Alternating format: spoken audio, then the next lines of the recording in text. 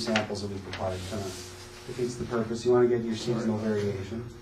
It's all right. You can just flip through them ahead. And all the grease out there. 2 more ones. There you go. So that'd be 6 samples per lake over the 2-year project.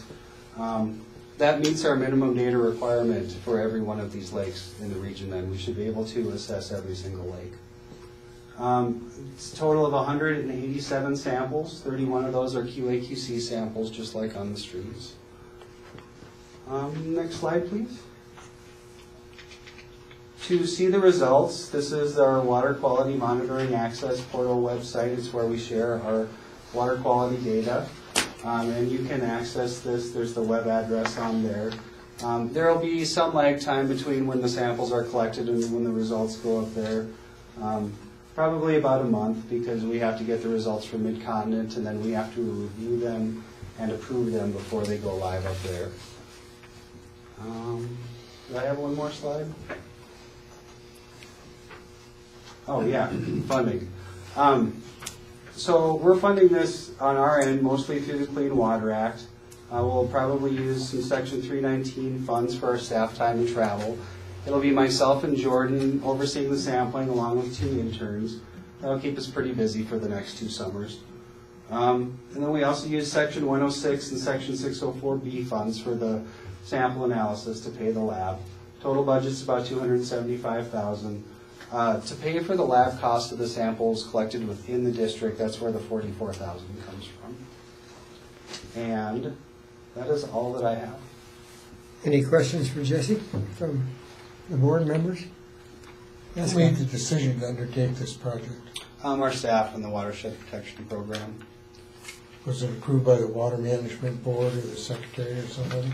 I don't believe so. I don't think that that's required. We received those. JD, you guys understand? Yeah. Secretary Turner signed off on this. This is a new, and we've talked about this in the last couple of years. The additional sampling that's being done here is kind of a new approach. As we've talked, the WChem network that Linda was involved with in her previous life and others, collects the sort of baseline data all the way across, and it frequently provides maybe just barely the minimum amount of information. And if anything goes wrong, then it's problematic. And so the rotating basins, which got data tested in 2019 in the Big Sioux and then 2021, was intended to go above and beyond and add more data. So it's not just the minimum number of samples. That had to go by. Is this required by the Clean Water Act to do this, or just permitted? It's permitted. And I guess as a South Dakota citizen, I'd like to know that the data set is robust. I know what the data set was like before. It wasn't. It is required to assess the waters of the state. So that's the goal. So why isn't the state doing it? That's what we're doing right here. Why are you asking us for money? There's a real disconnect with me here with the state asking the local government for funding, especially as Dan had noted, we have all this monopoly money floating around here now. Well, there are waters within your district. So? Are we being dinged just because some of them are in our district, whereas other areas of the project don't have organized districts? We've approached every water development district. We didn't single anyone out. Yes, Jay? I would note, Scott, just for the benefit, that when the first cycle was done, which was the Big Sioux Basin and Minnesota and the you guys jumped on it. We jumped on it probably in the neighborhood of about, I'm trying to think, 120 to 150 grand invested. I view it as we're getting a better understanding of what our resources are. What the state was doing was all they had to do. Staff, finally, we got staff convinced that doing more would be a good idea. So they have put in as much support as they can. We're helping them because in the end, we're going to get better results. I'm not convinced they put in as much support as they can. Well, I mean, was an appropriation request made this year to fund this project? No. Who made the decision to allocate the funds for this out of the Section 106 and the 604B funds? Our staff does that. Do we have authority to do that? So why don't you allocate funds for the whole project? We could do that if you deny it. You're just looking for a way to reduce your, We're looking Gosh. for everybody with an interest in the water resources to share the burden. I don't know, this strikes me as odd, very odd. Any more Well, questions? you benefit from the results. We benefit from lots of things that we don't fund. Wendy's raising her hand. Oh, sorry, Wendy. Were you raising your hand, Wendy? I am. Okay. Sorry. Go Get ahead. ready to sneeze. I'm so sorry I'm not there, you guys. But my feedback on this is that it's a huge benefit to the whole state of South Dakota. We are all boaters, fishermen, recreational swimmers, whatever it is, campers. I think this is huge, and this is what our taxpayer money should go for, and that's my personal opinion. Okay. So, I'm in favor.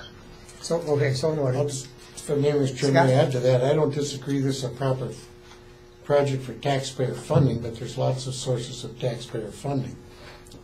And just because a dollar comes from a taxpayer doesn't necessarily mean it's a proper funding source. And I don't disagree with that. Any more questions for Jesse? This is the first 10-year cycle we're on, Yes. and so basically, once you do this, you're going to assume that at the year the money is collected, or the year the sampling is done, that sampling result is going to be good for 10 years? For lakes, yes. For streams, it would be good for 5 years. Our staff plans to follow up in our own efforts to continue to sample a lot of these sites. What we're able to do with our manpower that's available to us after this concludes. We actually started this last summer by sampling, what was it, about a dozen? Jordan? Dozen stream sites that are not part of any routine monitoring. And we're proposed as the second group of basins after you guys? Yeah. You know, West Dakota participated in some water quality sampling in Rapid Creek here a few years ago. Are you adding additional sites to Rapid City area from like Canyon Lake east? I don't believe it's additional sites, but we'll sample the existing sites more frequently. Because those are those WQM sites. Right.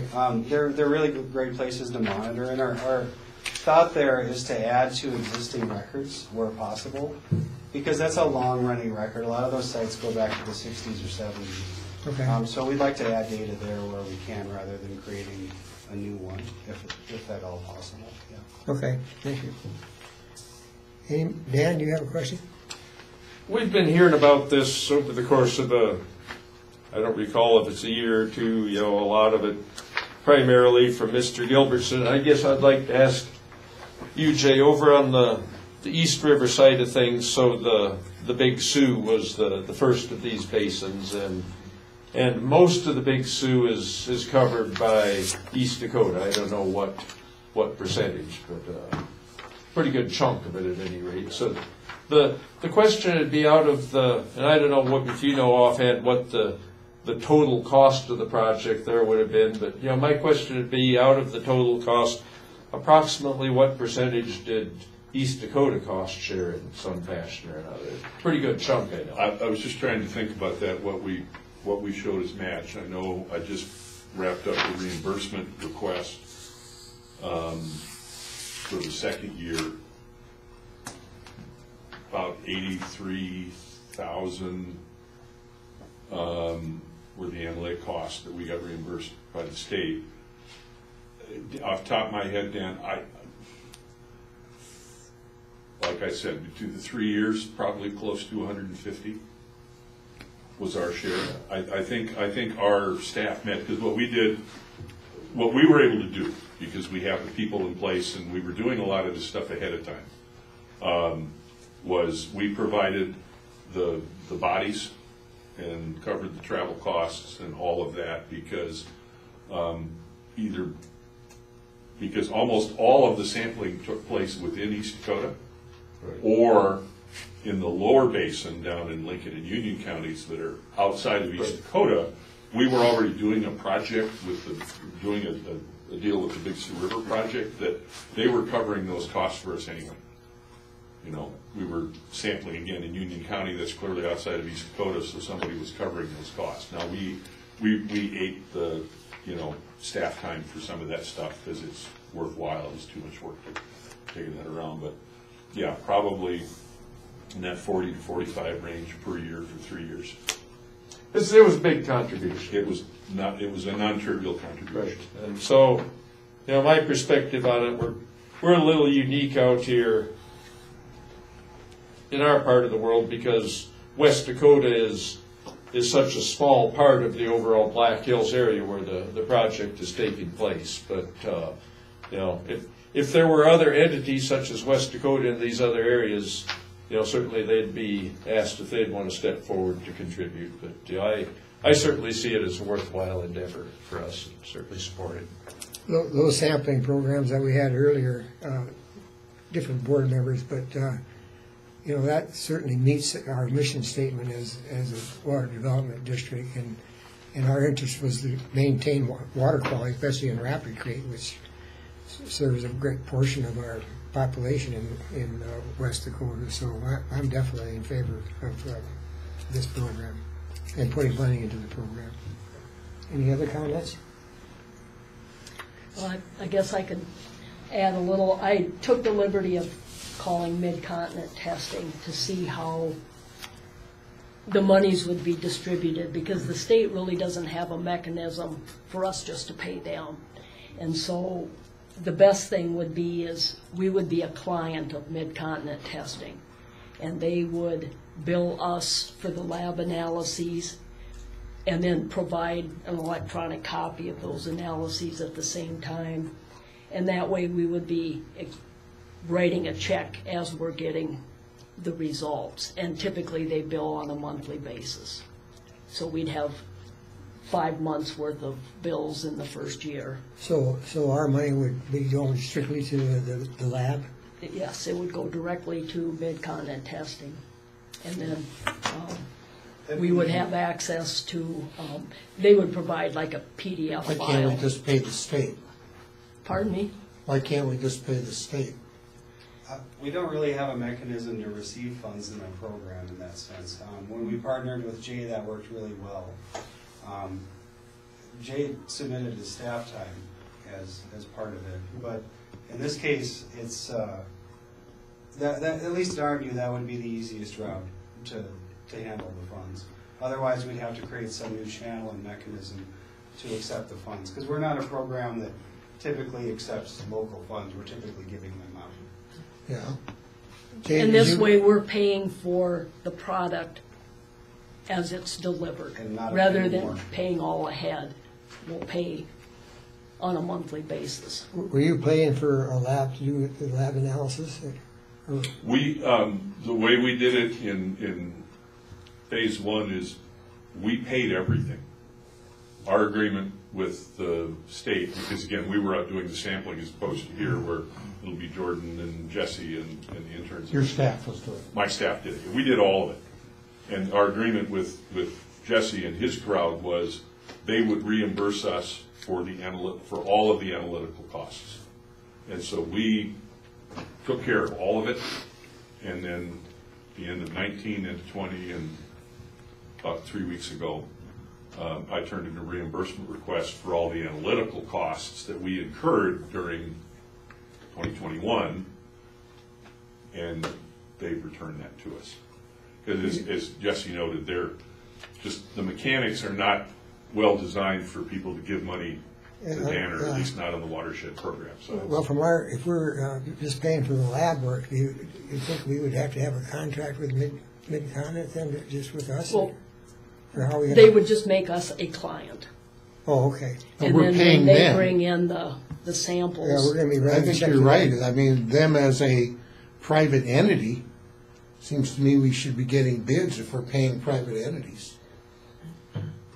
We used to set up payment programs all the time within the state when I was deputy state treasurer. That was never a problem. bids are always a good idea, but in testing world, they're the only game in town. No, the problem is if we, as a public entity, are appropriating money to a private entity, what's our obligation to get bids to select that private? Well, I think if there's a sole source, I mean, I don't think you need bids. But what I was wondering is if, and I'm just asking, I mean, I'm not an attorney. I think your wondering is a good ask.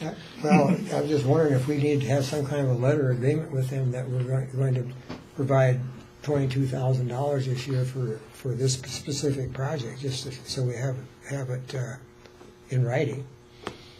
I'm just asking. I'm just thinking out loud here. But, I'd like to keep it simple. Anybody have any thoughts on that besides me? I don't know the current rules because I haven't been in that arena for a little while, but I know there are certain thresholds on what can be done without a bid for various kinds of services. And Professional services. Perhaps $22,000 is below that threshold if that's basically the sole source provider of services in this area where we would be going to. So that may be something we want to just check on. Yeah. I think the state could check on that with the AG for us. Yeah, just. It's that's just a question administrative that come rules. up I just since don't we're know going to them be right paying now. them instead Haven't done it for a while. of the state of South Dakota. Keep it simple, but professional services, you don't take bids. If you're hiring a consultant, you don't have to take bids for consulting services. Yeah, they have certain categories, and like I said, I haven't done it for a while now because I've been gone from the state for almost a dozen years. But I know we should probably just check, and maybe Jesse can check for us. We kind of went through this with the Erosion control. erosion control. I can't think of the companies that were billing us, but I did check on the amounts. I can't remember. I think what 25,000 required. There was. Well, I actually talked to you, Jay, about it once. That's probably over a year ago. Yeah, the 25 is the number that sticks in my head. Okay. But Well, I think we should go ahead and vote on this, and if it's in favor, then figure out how we can do this in the simplest way to make it work for our district. Sure. So, Dan? Well, DNR will use Midcontinent for the rest of the samples. If DNR can do it, we're fine to ride their coattails. I have no concerns. Do you have an agreement with Midcontinent? I don't think we require anything like that. Oh, you don't? No. I think we can use whatever EPA certified and approved lab that we choose. Okay. Well, that kind of I would give think me a it's little a bit of a non-issue. comfort. The question's never come up. Oh, Program. I've been around 12 years. okay. Out in the Black Hills, we use Midcontinent. Most of the rest of the state is the health lab. So, are you kind of the intermediate between us and them then, as far as you're going to take the samples to the lab? Yep. Right, so you're part of the equation. Yes. Okay. And do you use Midcontinent just instead of the health lab because it's here closer and more convenient? Yes, because we have an issue with E. coli samples. We have a holding time of Right. 24 hours. Okay. We can't get them there in time to the health lab very easily. It's much, much more difficult. Okay. Yeah, so it's very handy here. Here we can work later into the evening as well. They have a drop box. You can take a cooler and set it right in there, and then they'll be there ready in the morning to analyze, so you can meet your holding time. If you have to ship them, it creates a lot of uncertainty, limits your hours that you can work. So this works way better for us out here. I know public utilities use them, at Rapid City and other people that have water treatment or wastewater treatment. Well, I think at one plants. time Midcontinent actually had better pricing. Yeah. But the big thing was the logistics of having Yeah. to ice samples and ship them. Yep. And then you would have to be to the post office before 5 o'clock. And Yep. so. Okay. Mr. Chair. Yeah, go ahead, Just Jay. a comment along that same lines with work we were doing. Well, particularly with the river and stream sampling, we had a 4-day rotation set up. And where it went and the timing was driven by our need to get to either the Sioux Falls Airport before like 6:30 in the evening, So it'd get the shuttle to get it to Pier, to be on the State Health Lab at time, or at the DANR office up in Watertown to catch the shuttle to get on the same flight. We were sampling the north. Yeah, that 24-hour holding time is a bugger. A decade ago, we had a project up in the far northeast corner of the state, Ortonville, Millbank, part of the world. We actually were using a Minnesota-based lab because we simply couldn't get our samples, we couldn't guarantee our samples would get back to Pier in time. We could get them to Detroit Lakes. And so we shuttled out that way. Okay. I suspect locally that with Midcontinent, they're it because they're local. Yeah, It it saves makes sense. the headaches. Yeah. Well, I guess we can get that figured out here if we vote for it. So, any other questions? Are we ready to vote? Okay, so the motion, you want to read the motion, Dan? Motion by Harris, seconded by Driscoll to fund the DANR rotating basins project for $22,000 to cover the costs for year 2022 of the program. So at that dollar amount, we'll just need one vote because it's under $25,000. Right. Okay, all in favor of the motion indicate by saying aye. Aye. Aye. Opposed, same sign. Aye. One vote no from Scott. Motion passes. Thank you, and thank you for coming and presenting that. So a year from now, you'll be back, Yes. and maybe you could provide us with your sampling results or something like that. I'd be interested in looking at them when you get done. And that was part of the proposal, was, at least by the end of this first year, to just let us know what they're seeing with the sampling. Yeah, I'd be happy to drop in any opportunity. Okay, thank you. Guys, what you got going on? Very good. Thanks for coming. Appreciate it. Thank you. Okay, item number 9, the no-cost time extension for Uyghur and, how do you pronounce that? Zadik. I can never pronounce that. Erosion control project at Star Village. Dan? Well, we had done a similar extension in December and extending through the end of March. And the reason for extending was that there's been negotiations underway for Uyghurs to be able to donate their property to the city of Rapid City. Interest in turning it into a park area, adjacent to close to 15 acres surrounding the 2 water towers there, and collectively there'd be close to 30 acres. Parks Department got pretty warm to the idea of having a park there, walking trails, things like that.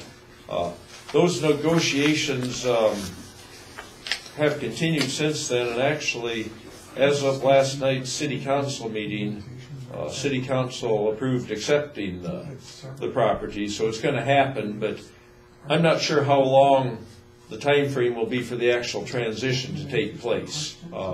Regarding the work at Zadik, it's kind of going along for the ride with it, so I've been treating them together, and of course our project basically marries the 2 of them together.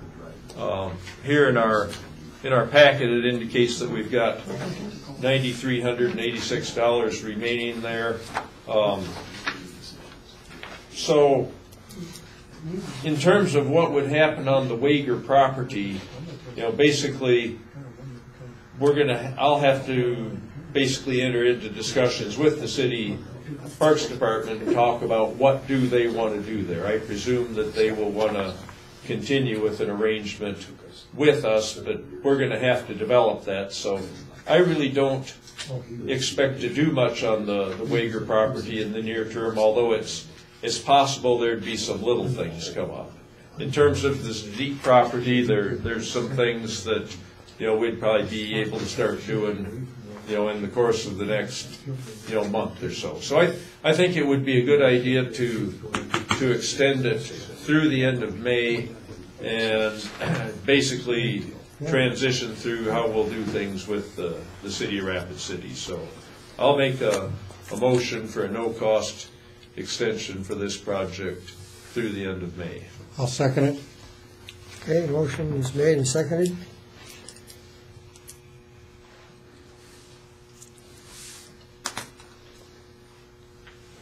for a no-cost time extension to May 31st. Any discussion on the motion? Hearing none, all in favor of the motion indicate by saying aye. Aye. Pose same sign. Motion carried. Item number 10, proposal to hold a special meeting on June 14th to address current water issues, and that's your item too, Dan. So we talked about this at our last meeting.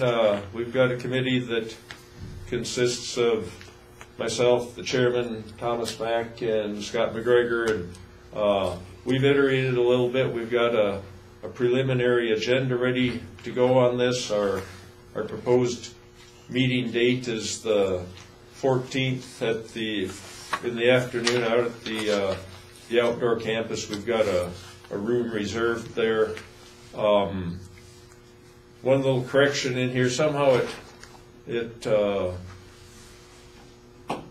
wording got in there that I would chair the committee. I think it'd be best that we have our chairman go ahead and chair it, but I'll certainly go ahead and I'll help with all the arrangements and whatnot. That's fine. But, I don't know if we necessarily need to make a motion on this at our January meeting. We kind of set the stage for the chairman to do it just by proclamation. So Yep. I'll leave it to the chair to decide whether he wants to do it that way or. Yep, I will. I don't think we need a motion. But it will be a special meeting, which we can call. I guess we already have called it. Well, we set it up so that you could make that decision, but I think we stopped short of making that decision at our January meeting. So I think you've got to make some sort of an executive Okay. order. Is there anybody that would object to having the meeting on June 14th of the board members? Okay, then I'll do. One question about it, though, is this a meeting for which the members would get paid, or are we waiving that? Or are you going to decide whether we're going to get paid or not? Well, I would say we get paid. I mean, I'm willing to forego it, but I don't know what the... Well, feeling of the it is board. actually a regular meeting, but we're not going to be going through the normal treasurer's report, minutes, and that sort of thing. It's just a special meeting for the purpose of If in fact it's the consensus. Did we get paid the last I time? think we probably should do a motion. We were at a 12-month. We were at a 12-month schedule. Oh, that's right. I would say that we would pay ourselves. I think we should have a motion in the record for that then. Okay? Is that what you're making a motion? No. I'll make a motion that the chairman decide whether members of the board get paid for attending the June 14th meeting or not. Okay, is there a second to the motion? I'll make a substitute motion that we be allowed to get paid if we so desire, and anybody that's interested in waiving it is certainly free to. But And you'll let Dan know if you don't want to get paid? that'd be the way to do it. Okay. I is would there- second that motion. There's a second to the substitute motion. So did you get that? I'd like to record the first motion. Okay. Could I? We never got a second for it, though, did we? Oh, No. Okay. So it's not actually a substitute. That is the motion. So, okay, yeah, you're right.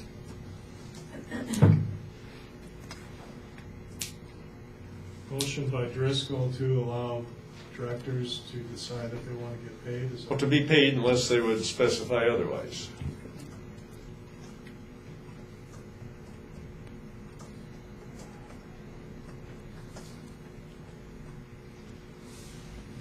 Did we have a second? Linda seconded. Motion by Driscoll, seconded by Harris to be, well, for directors to be paid unless they specify otherwise. Okay. Everybody understand the motion? Any discussion on the motion? Seeing none, all in favor of the motion indicate by saying aye. Aye. Aye. Opposed, same sign. Motion carried. Thank you. And June 14th. I think Dan owes Dan a drink for bailing Dan out. I could be talking. If I'm going to get paid, that is. Okay, that was item number 10. Item number 11. Informational item to to discuss formalizing the expectations the board has for proposed projects. This will be a document that we posted on the website for potential grant requests, and Ron, that's your item. Okay.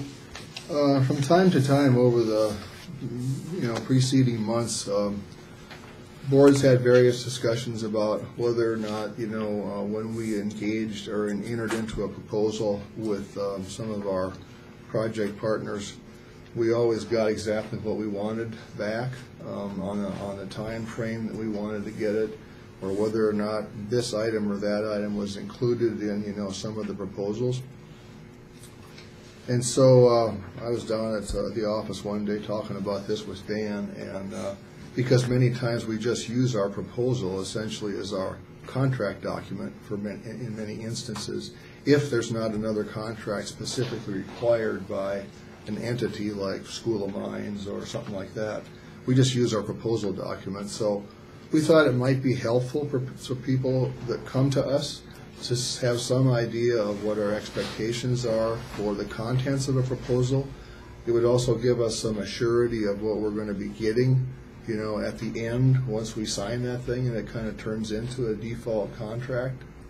So on page 36, of the packet, which we've had out for a while now, is our idea of what we would want to have included in a proposal, so that we all were comfortable, in receiving that and had as much knowledge about it as possible when it essentially turned into a contract if we approved it. So we also thought it was probably an administrative action, just as an informational item to potential proposers.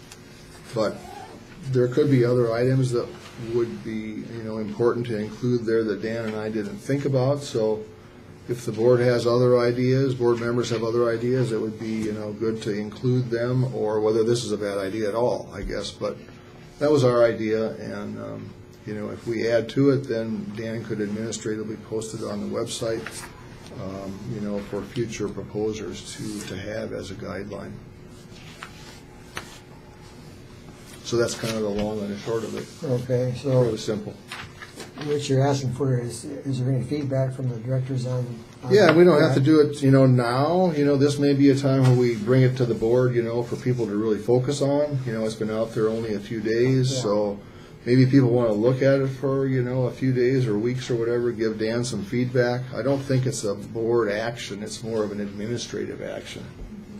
Should we give ourselves a couple of months or a May meeting and see if... I guess that's fine, yeah. Whatever you want to do. Yeah, let's do that and give the board members time to think about it and see if there's any additions, subtractions they might Mr. Chairman, suggest. yes, Jay, do you or Yeah, that do was other good. districts have anything like this? Yeah. Volunteer that.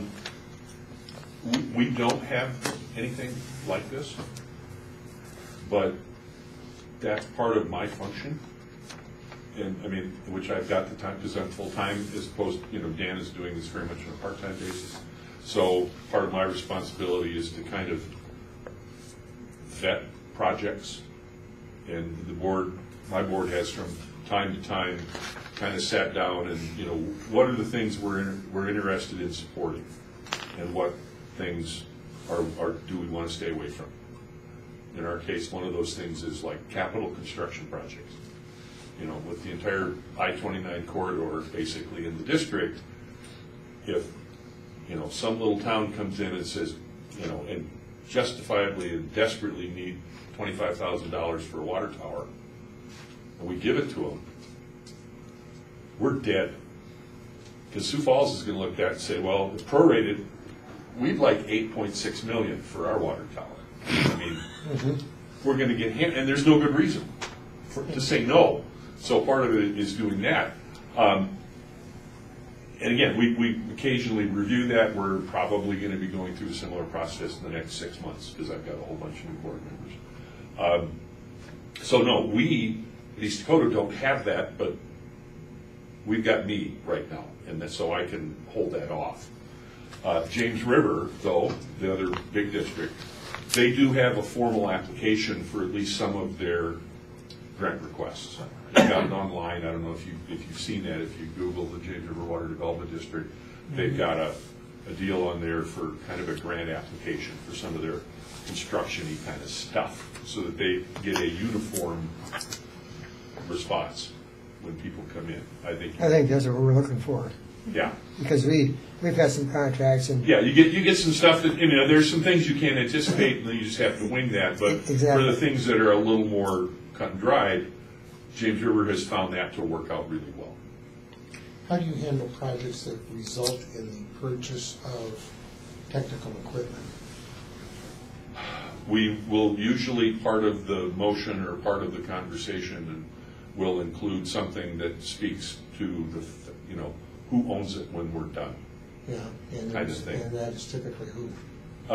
Frequently, it's us, if we're going to buy something. Now, our agreements, like with the state, we've done a number of these contracts over the course of the years. If, again, we're a little, you guys don't have the staff, but like when our staff go out and do things, we need to do this assessment work, so we need to collect data. So we really need to buy 2 new meters for getting data out in the field. At the end, if those funds are, if the equipment's bought with grant funding, it reverts to DNR anyway.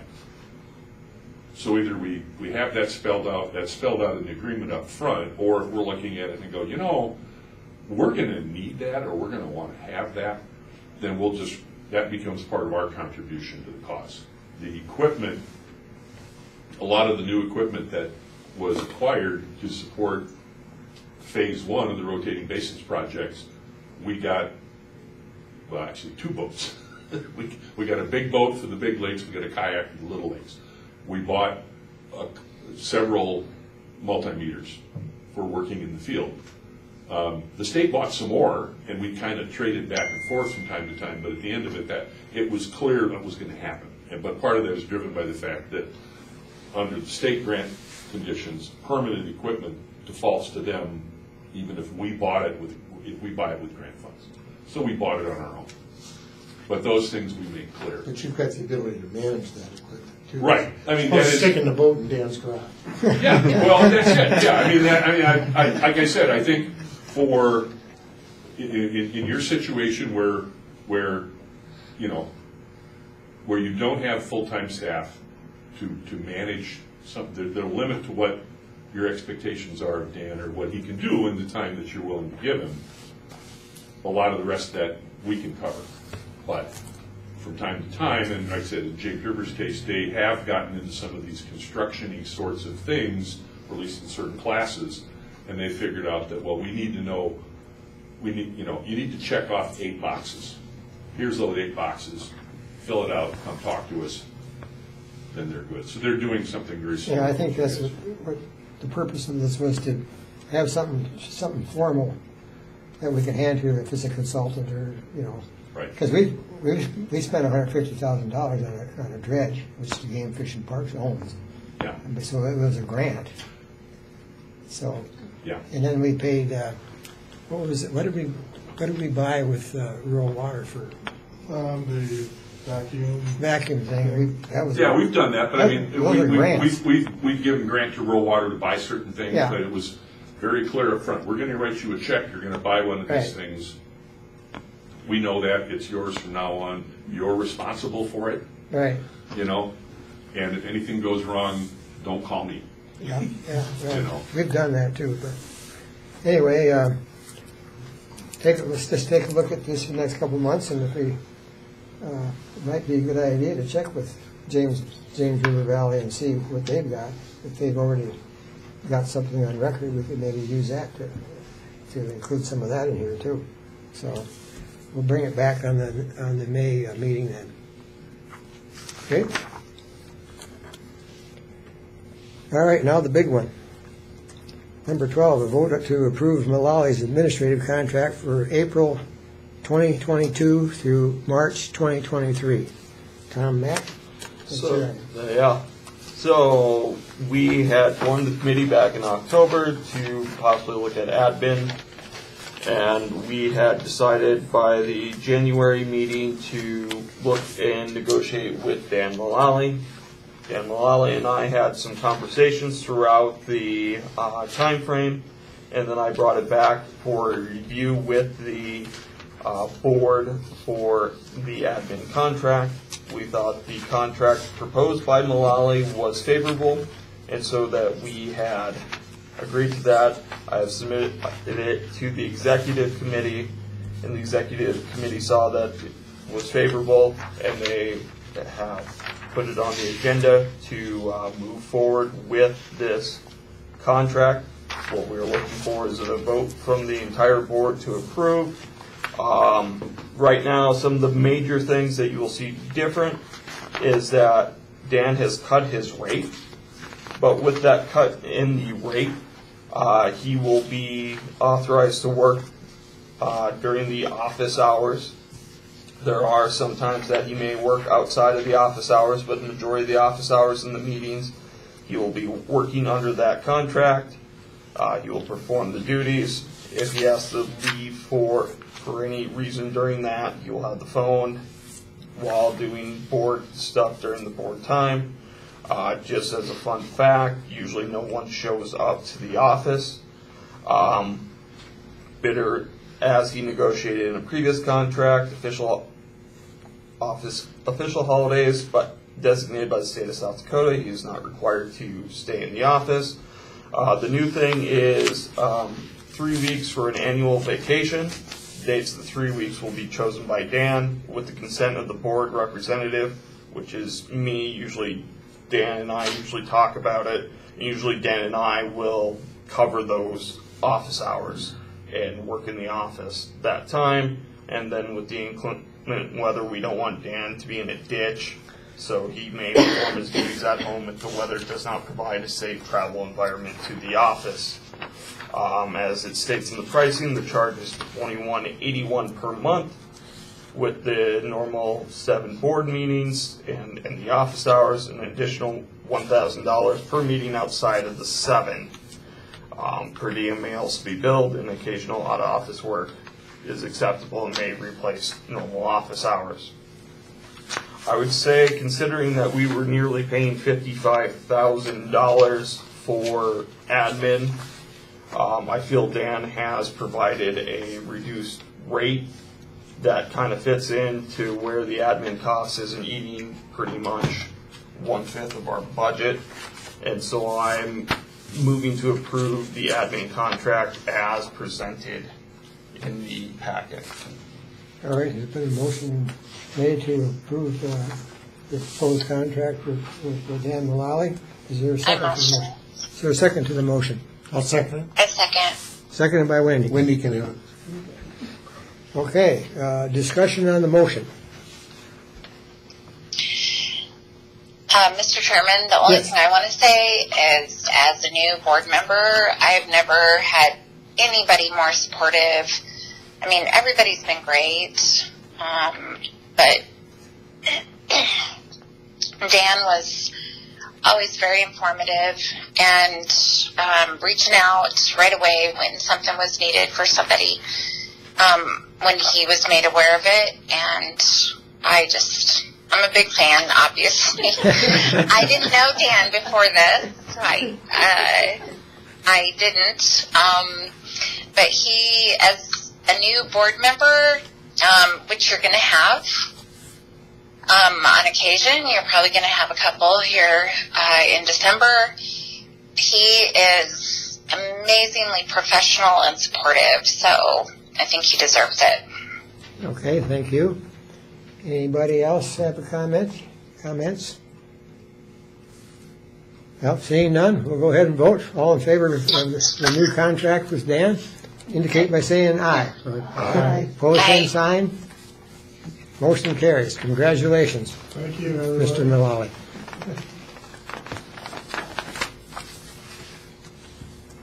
Okay, pardon me? Another year. Another year, absolutely. Do you have any bling for your fan club? Yeah.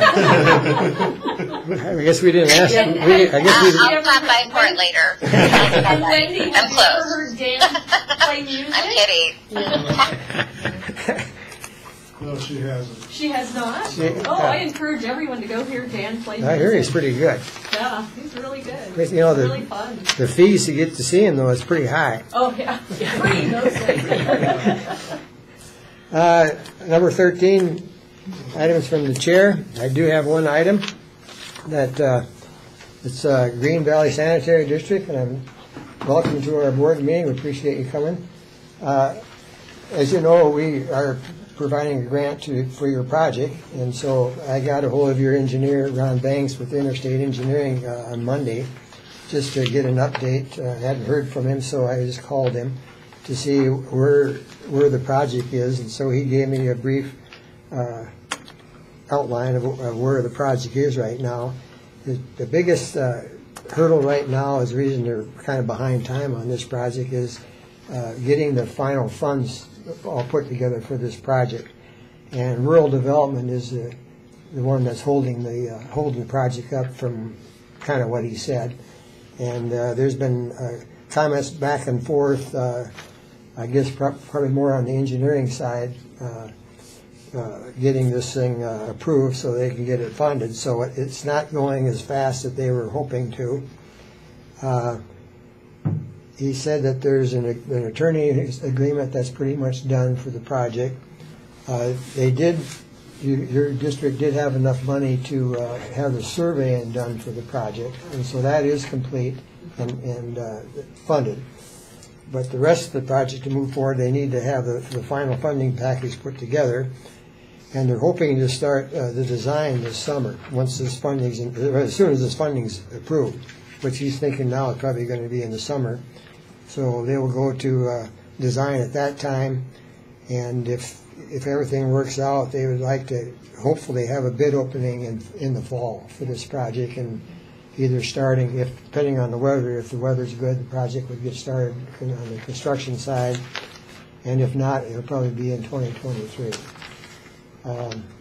Is there anything else that I need to add to that? Pretty much where we're at. So anyway, we'll... Sometimes it's one step ahead and two Yeah. back. Well, we just wanted to see, like I say, we approved that last year, and so we were just kind of wondering when you're going to need the money set aside for your project. We So. really appreciate that, and we're chomping at the bit too. Okay. Sometimes these hurdles take a while. Well, when you're dealing with government, it sometimes takes longer, but it sounds like it's moving forward, and they have got some of the engineering work done, so they're moving forward too, so that's good. That's the only item I've got. Are there any items from directors? Tom? I'd like to thank the admin committee that worked with me with the contract. I appreciate it, and I'd like to thank Dan for working with us. I'm always happy to see that. And then I did see that the news did talk about the Uyghur project and the transfer of the 15 acres to the city. There was a nice little thing on News Center 1's website today. Oh, really? So. Very good. Ron, you have something? Yep. If you'll recall, back in between December of 19 and January of 20, Rosemary Squillis completed a thesis that we had helped fund with School of Mines. It was basically looking at the current operational scheme of the Impactol Deerfield system.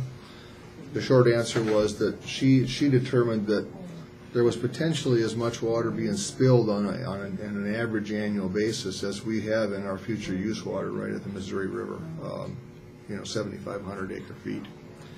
So since that time, we've been kind of mumbling about, well, what are the next things we need to do to help understand, whether that's a real number, whether there's some things to be done with the Bureau of Reclamation and their water management in conjunction with the city and the irrigation district, to be able to do more with what we have here in terms of the reservoirs of Pactola and Deerfield. So we've been trying to get together with the Bureau of Reclamation, the city, and others for quite some time, and it's been sort of a long process, but we do now have a meeting set up, a Teams meeting, or Zoom meeting, I guess. It's set up for March 15th of this month, where the Bureau, the city, the Rapid Valley Irrigators, Game and Fish, and the members of this board. Right now it's Dan Driscoll, Dan Bierke, Dan Mullally, and myself will be participants. to kind of talk through what the Bureau thinks they might need in addition to what Rosemary and Dr. David Waterman did to help understand, the possibilities of modifying the water management scheme that's been in place for many, many years, Impactol Deerfield. So that's my update, I guess, on that. That's been a long process. I think that we could have another board member there without violating the open meetings rule. I'm not sure. That'd be four of us. Before max. Yeah, so there'd be another one that we could link into a Zoom meeting. It's going to be between 9 and 11 Mountain Daylight Time on March 15th. So that will be next week? Week from today, yes. A week from today, yeah.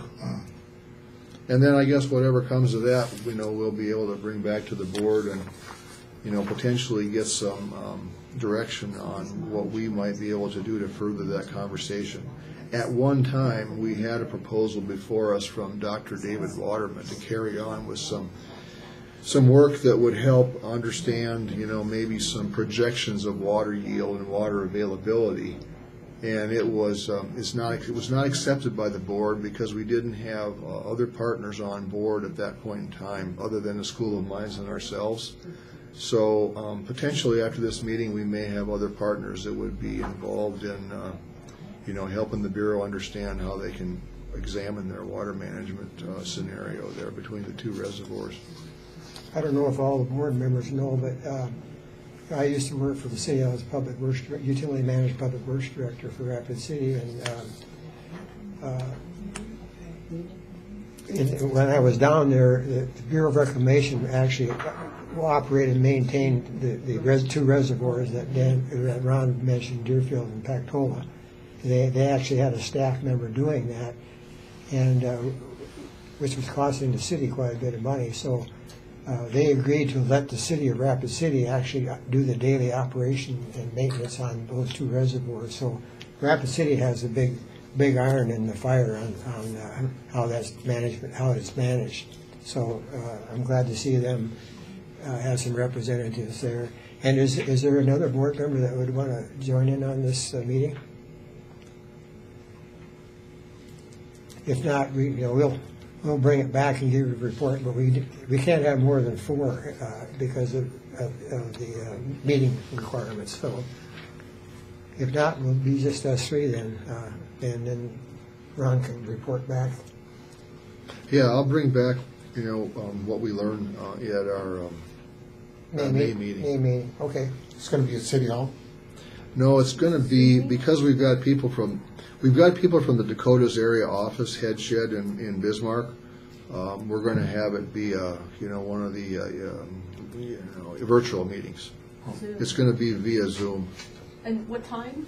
It's between 9 and 11 Mountain Daylight Time on the 15th. I can't do that. Okay. Well, Do we want to meet down like at the garage together and that's what I was thinking. That we can do that if we want. I think we should. Okay. We've done that before. Okay. Well, is that okay with you? Yeah, that should be fine. Okay. I'll get the conference room, and we may be huddled around this computer. I'm not sure if I can connect to their big screen or not. So if you want to show up, I guess that's the time it is. Yeah, okay. But just one, I guess. Yeah, otherwise just one we'll be out of the order. If there's 2, we'll have to give somebody a boot. Just stay out of camera range. I think it'll mainly be verbal discussion, or Could you tape it, by the way? yeah, I could Can you, record it. yeah. That's a good Do idea. that so we can hear. I'd love to. Yeah, that's a good actually hear idea. it. I can't at that time. Yeah. so. If you want to review the things that Rosemary and Dr. Waterman did, they're both posted on our website. You've got them up there. One is the thesis, a little more onerous to go through. Then there's a PowerPoint presentation which really gives you the highlights. Dr. Waterman is going to give a short introductory presentation at the outset of our Zoom call, maybe 10 or 12 minutes to kind of bring everybody up. The Bureau, all these folks have had this presentation in their hands ever since Rosemary completed it back in, I guess, early 2020. So it isn't a surprise to anybody. It's just we're finally getting all the parties together. Yeah. It's taken quite a while. It's That's good. It's going to be a good meeting, I think, hopefully. Can we let Dr. Waterman know we're going to be together as a group in case he wants to join us? I can do that, yeah. He has another thing going, so I don't know whether he's going to want to leave the venue he's at. Okay. Sounds But good. I'll let him know. Any other items from directors? Scott? Do you suppose we could spend some money and buy a decent flag to stick up in this room? Yeah. We have a flag at the office. Yeah, actually Ken Moss left one. Yeah. I mean, if we have one that we're not using, I mean, rather than trying to find one all the time, and maybe the district would appreciate just having one here too. Well, we could ask them. I'd give me more room in my office if I could just stay Okay. here. That's actually a good idea. I suggest we do that. Okay, that's a good suggestion. Any other good suggestions? Okay, any items from the public? Nope, admin first. Oh, sorry. He's got a new contract now, we gotta put him to work. Go ahead. Sorry about that. There's Commissioner Lassiter, Pennington County, told me, I don't know much about this meeting, but there's a PFAS discussion at the county chambers. I guess we missed it. No, I'll have to double check. I think it's still, I might have the wrong date there. I'll email you guys, but PFAS is the fire retardant Teflon material that is a problem around Ellsworth. So I'll double check that. Cheryl Chapman with the Western Dakota Regional Water System offered to give an update. The May meeting, and I think Chairman, you thought that was a good idea? Yeah, Okay, sure. so. Then we need a head count for lunch at the hydrology conference, 27th of April, so there's one. So we got 4. You can email me if you're, have to check on it, but.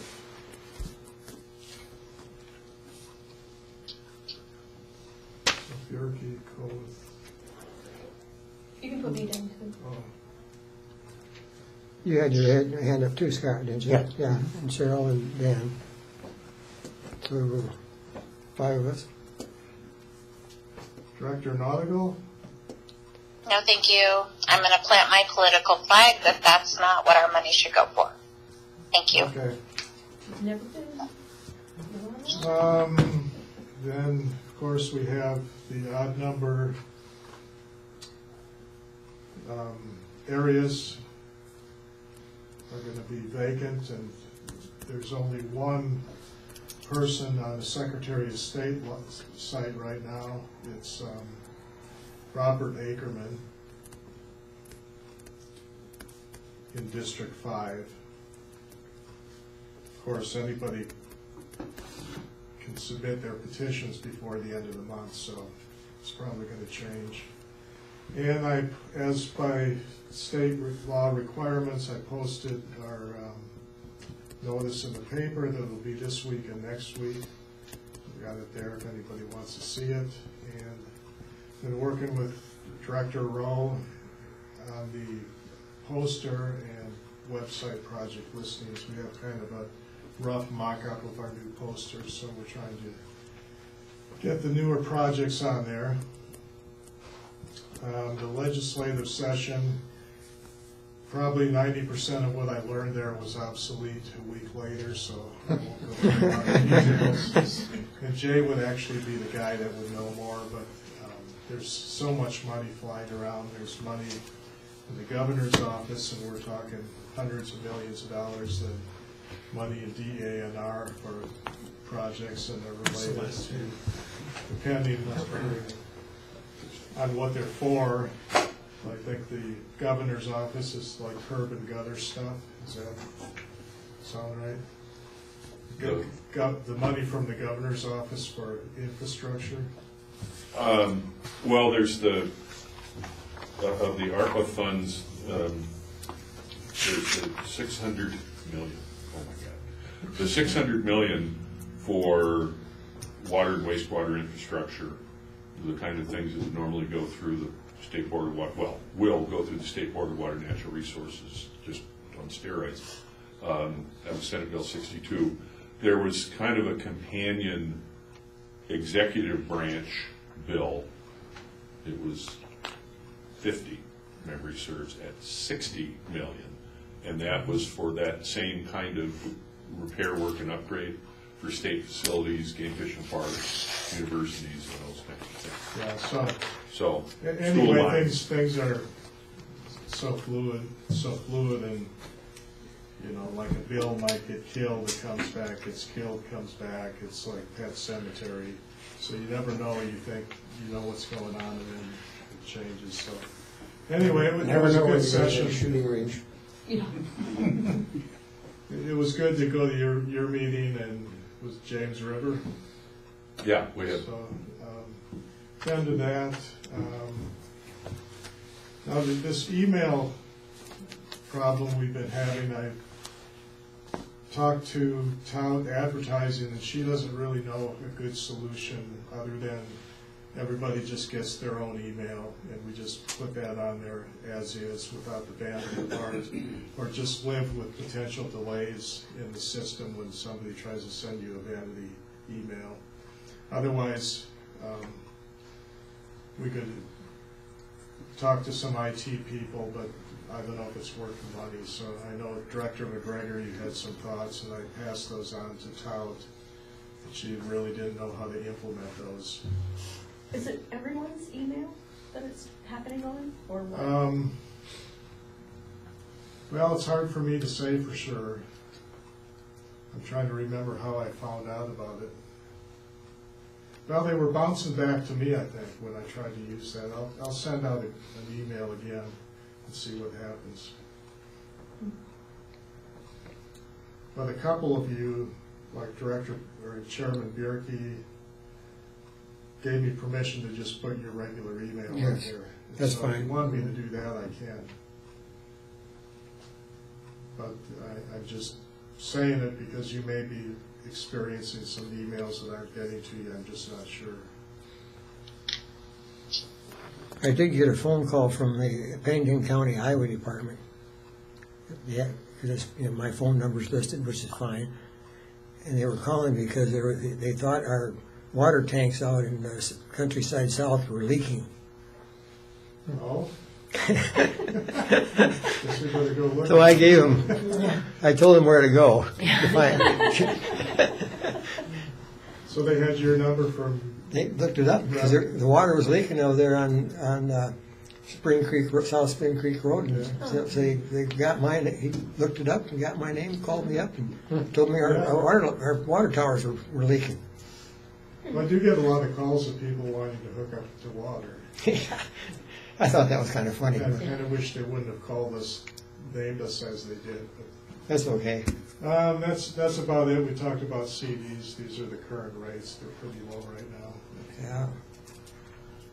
0.1 for 6 months, 0.2 for 12 months, 0.3 for 24 months. Well, that's all I have, Mr. Okay. Chairman. Sorry I skipped you. Now, is there any items from the public? Nothing. All right. Well, meeting's adjourned. Wow. Thank you, Wendy. Thank you. Yeah. Hope you feel better. Yeah, I hope you feel better too. Thank you so much. Yeah. Have a good day.